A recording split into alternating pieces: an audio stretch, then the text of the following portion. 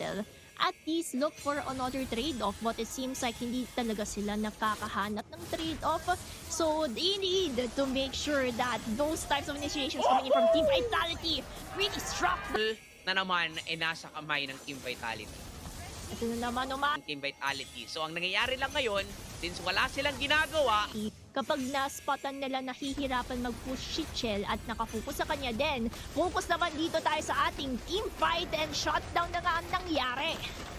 heavy spin, ginamit, is Ayori, pero kahit na gumamit siya ng Purify, hindi na siya makakatakas ba? Si Ariel naman dito. Initiations and the crowd controls after another na binabato ng Team Vitality, and nakikita natin hirap na hirap talaga. Ang Gaming Gladiators, Ashley pumasok at may ipit pa nga doon si Panda.